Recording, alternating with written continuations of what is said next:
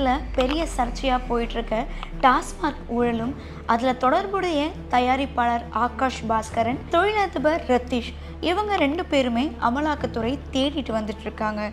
ஆகாஷுக்கு இவ்வளோ படங்கள் தயாரிக்க இப்படி பல கோடிகள் பணம் கிடைச்சதுன்னும், மேலும் டாஸ்மாக் நிர்வாக இயக்குனர் விசாகன் வீட்டில் நடந்த ரைடப்போ கிடைச்ச வாட்ஸ்அப் ஸ்க்ரீன்ஷாட்டில் தொழிலதிபர் ரித்தீஷ்க்கும் டாஸ்மாக் ஊழலில் தொடர்பு இருக்குன்னு அவரையும் தேடிட்டு இருக்காங்க.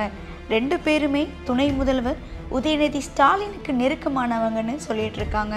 இது மட்டும் இல்லாமல் ரித்தீஷ் நடத்தின பிரைவேட் பார்ட்டியில் சினிமா மற்றும் டிவி நடிகைகள் போட்டி போட்டு கலந்துட்டு இருக்காங்களாம். சமீபத்தில் வெளியான டிராகன் படத்துடைய ஹீரோயின் கயடு லோகல் இவங்க 3 வாரத்துக்கு முன்னாடி லீலா பேலஸ் பக்கத்தில் இருக்க ரித்தீஷுக்கும் ஆகாஷ் பாஸ்கரனுக்கும் சொந்தமான ஆடம்பர அப்பார்ட்மெண்ட் வீட்டில் நடந்த நைட் பார்ட்டியில் கலந்துக்கிட்டாங்களாம்.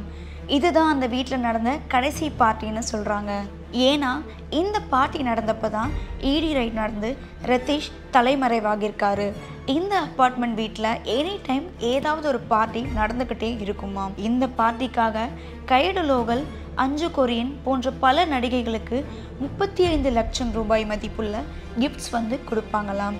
அது மட்டும் இல்லாமல் கேஷாக கொடுக்காம காஸ்ட்லியான வாட்சஸ், ஹேண்ட்பேக்ஸ்னு காஸ்ட்லியான திங்ஸ் மட்டும்தான் கொடுப்பாங்களாம்.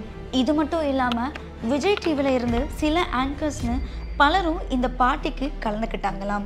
இந்த பார்ட்டியில் கலந்துக்க எல்லா நடிகைகளும் ரித்தீஷோட இன்வைட்டுக்கு வெயிட் பண்ணுவாங்களாம். இப்போது இந்த அப்பார்ட்மெண்ட்டை அமலாக்கத்துறை சீல் வச்சுருக்காங்க.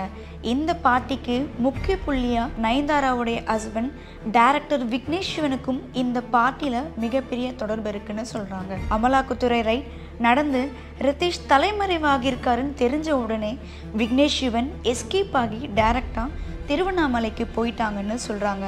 கயடு லோகல் போன்ற பல நடிகைகள் அங்கே தான் இருந்திருக்காங்கன்னு சிசிடிவி ஃபுட்டேஜ் உள்ளிட்ட எல்லா ஆதாரங்களும் அமலாக்கத்துறையினருக்கு கிடைச்சிருக்கு. இந்த பார்ட்டியில் கலந்துக்கிட்ட இன்னும் பல நடிகைகள் பேர் வெளிவராமலே இருக்குது. அந்த பெயர்லாம் வெளியே சொன்னால் சினிமா துறைக்கே ஒரு மிகப்பெரிய அதிர்ச்சியாக இருக்கும்னு சொல்லியிருக்காங்க.